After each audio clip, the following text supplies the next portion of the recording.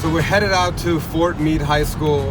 Been invited to speak in front of about 200-300 high school students in their AVIID program. These are individuals that are trying to excel in entrepreneurship and going into business.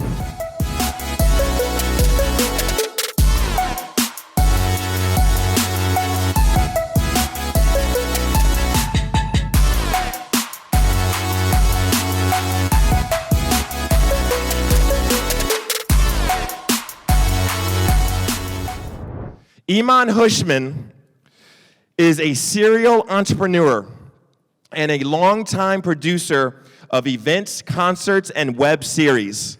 His flagship company, Exclusively Entertainment, is one of the fastest growing entertainment companies in the nation. He is also the owner of Night Owls, a multimedia production and digital media company.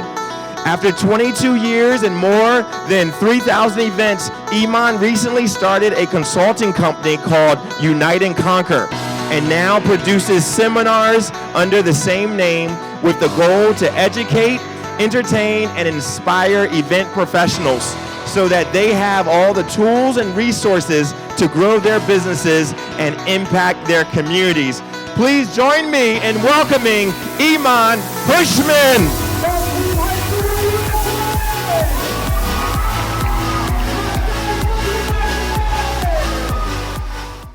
Thank you so much for giving me this stage and giving me these awesome people to share my story, and hopefully you guys don't fall asleep on me. So you guys see this right here, the Persepolis Pillars to Happiness. Persepolis is like one of the first capitals of the Persian Empire, and one of the kings, Cyrus the Great, he's one of the creators of one of the greatest palaces. It's 7,000 years ago. And so today I'm going to be talking about 5 pillars, the Persepolis Pillars. They're going to be love, and it's going to be story, and it's going to be gratitude, and it's going to be communication.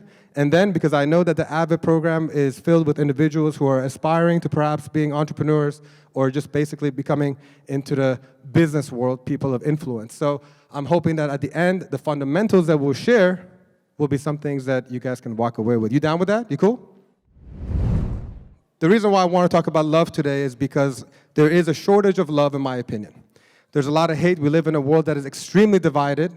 And I feel like if you just wake up every single day and if you had your notifications of news on, all you see is war, all you see is fighting, all you see in our country is division and politics, and yet there's so many people that have so much love to project. And I want to start from the community right here with all of you to start reminding all of you that you yourselves have a lot of control that happens around you, in your family, in your group of friends, in this school, in your community, in your state, in your country, in this world, on this planet. There's one word that I truly love, and it's called empathy.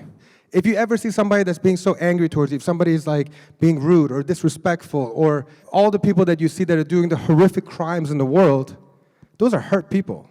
If you actually were to go put them under a microscope and you go down to the root, there's something fundamentally that they've been hurt by. So how do you combat that? How do you improve that? You show them love. You listen to them. You understand where they're coming from. You sympathize with them. You have empathy. I mean, look how narrow-minded you're going to end up being if you don't get to appreciate the different languages that exist in the world, the different cultures that live in the world. And so I hope that you guys embrace that every single time you come to school and you learn things from other people, because when you learn other people's culture, you learn to respect those other cultures, hopefully. And up next, I wanted to go to talk about story.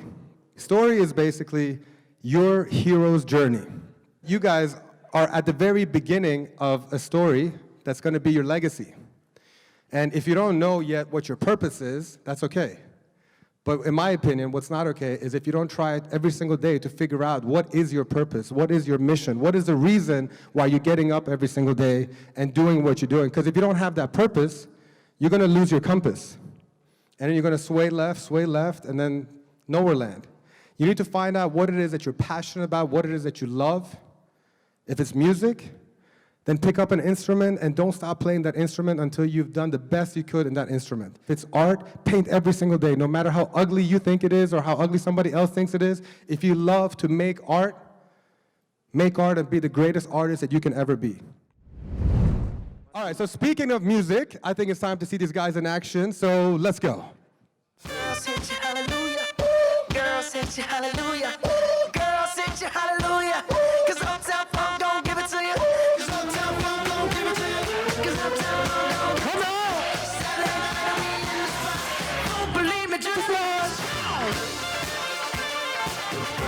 Thank you. So up next, we have gratitude. So gratitude is one of those things that I genuinely try to remind myself of every single morning.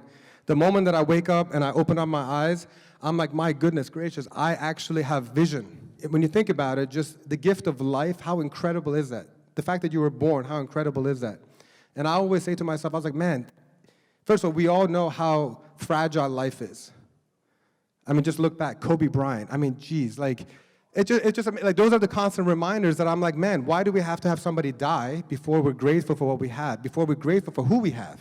Your parents, your siblings, your aunts, your uncles, your best friends, your boyfriend, your girlfriend, your whatever it is. These are things that if the moment that you take it for granted and then it's taken away, you're the one who's going to regret it. You're going to regret that you didn't love enough. You're going to regret that you didn't appreciate them enough. You're going to regret the fact that you didn't give them the best of you. So I go now to communication. So communication. When you think about it, us humans, by nature, we're all drawn to people that we have similarities with. This is why countries are formed. This is why languages are formed. So it all starts with communication. You shouldn't be shy about expressing yourself and sharing yourself. If you're upset at somebody, you should let them know. If somebody disrespects you, you should let them know. If somebody is rude to you, you should let them know. If somebody is kind to you, you should let them know. Thank you. So I wanted to talk about if you are being disrespectful to anybody, if you're mistreating anybody, you're really impacting somebody in the long term. The strong ones, they use that as fuel. I wasn't going to let somebody else or a group of people define my life, define my future, and let them control the confidence that I have in myself. It definitely affected me at the time.